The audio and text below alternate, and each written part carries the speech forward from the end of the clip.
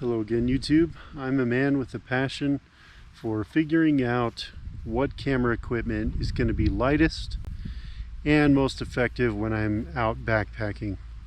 So right now I'm recording with a GoPro 4 and I have to have a flashlight shining on my face to see anything. It's not even really that dark. It's about a half hour past sundown and it already looks pretty much pitch black on the GoPro because the sensor is so small. It's great for being compact. Again, that's half the equation. The other part is what can you see on it? What kind of quality is it? This is about as good as a GoPro 4 will do. Just about any GoPro due to the limitations of the sensor size. It does have this low light setting which it cranks up the ISO. So this is actually pretty close to what I see with my naked eye. It's darker, but it's close. What a nice day. Nice day, staring into the sun. Better put some sunscreen on. Only it isn't day. It's the middle of the night. This camera and this lens combo are so amazing. Yeah, they're not even stretched to the max of their abilities, and it really can see in the dark.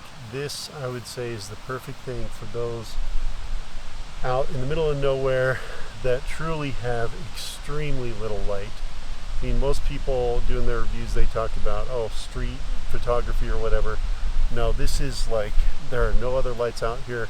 I do have a 3/4 moon, so that's probably why it's so bright. But let me show you what I'm talking about.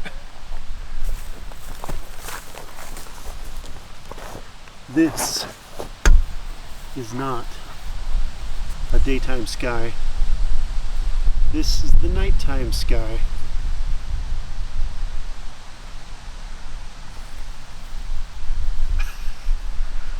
And to my eyes, it looks more like this.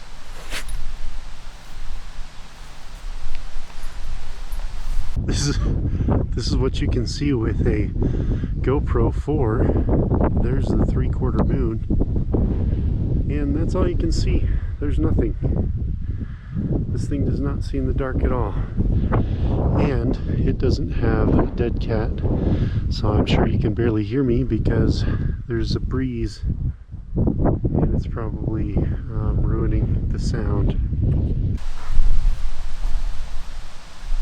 So you can see, this is still a little bit brighter than what I can see with my eyes, but you can see this is a little bit more true to what I'm seeing. Here, let me bring it down more. That's about more accurate to what I'm actually seeing with my eyes. So again, let's see, where was I? Somewhere around this. It's pretty incredible. This lens is just amazing. This is at 1/20th of a shutter speed. So you can still kind of pan a little bit and have somewhat smooth video. Man, it's incredible. In the middle of the night. So the hardest thing I'm going to have to decide is between this lens and one of these two lenses. So here are the exact same settings as the last lens. 1/20th of a second. This is only at f1.8 though, because this is the 7 Artisans 35mm f1.8. Manual focus lens, ISO 1000, let's see, 128,000. So still pretty good. Show you the night sky. Still pretty amazing. And again, this isn't stretched to the max capabilities of this camera. I can even go up to 409,600 ISO and increase the shutter speed if I wanted to. You want to see that? There's 1/15th, 1/13th, 10th, 8th, 1/4 of a second. It's just insanely bright. Apparently there's some kind of nebula up there that I'm picking up. But yeah, at those settings it's just way too bright, and it's way too noisy at that ISO as well. This is probably still pretty noisy, but how does that compare to that f/0.95 lens.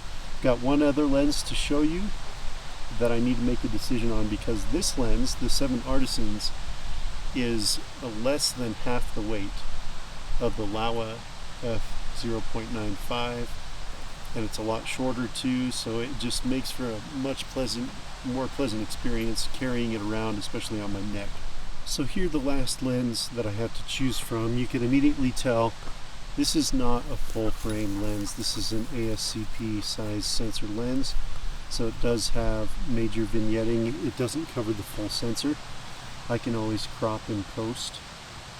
But this is an f/1.8 lens. I think I misspoke and said the 7 Artisans that I had was a 1.8. That is actually a 1.4 it goes down to. This one is the Sony 35mm f/1.8 OSS. So it has a couple of features, a couple of things going for it that the other two lenses don't. One, this is the lightest one. This lens only comes in, I think it's somewhere around 6 or 7 ounces. I'll post the actual weight at the bottom. And it has optical stabilization in the lens. How much does it help? I've tried to kind of mess around with that. I don't know that I've seen it help that much. But another feature that it has is it can autofocus if you hold down the shutter. The other two lenses are completely manual. Not a huge deal to me, but it may be a bigger deal to some. Here's the night sky. So this is actually at 1/15th of a second. So let me show you, because I was comparing the other two at 1/20th. Here's 1/20th. So this is 1/20th of a second, f/1.8, ISO 128,000 with the Sony 35mm 1.8 lens OSS. And it is light. This whole setup is super light. It doesn't even compare to my Panasonic S1R. I do love my Panasonic. The controls on it are much easier to navigate through, probably because I'm more used to it. But man, these are still pretty awesome options to have as far as the lens go. And see, I still don't think you can go wrong with this setup. I'm still filming the night sky, it's still looking beautiful. I mean, if you wanted to, you could even go higher ISO. That's looking pretty noisy. And then just to show you what it's like, here's one quarter of a second. So, you know, not the same, certainly not the same as the Laowa f/0.95, but I mean, it is, I think, almost a quarter of the weight. Very light. And this sees a lot better than your naked eye. Let me show you what my naked eye would see right now. Something close to that is what I'm picking up. My naked eye, there's a 3/4 moon out. So there you have it, guys. What do you think? What lens should I end up going with? I really want to keep this Laowa lens. It is pretty amazing. But man, is it heavy. Until next time, guys, this is Derek reminding you you're working too hard. See you next time.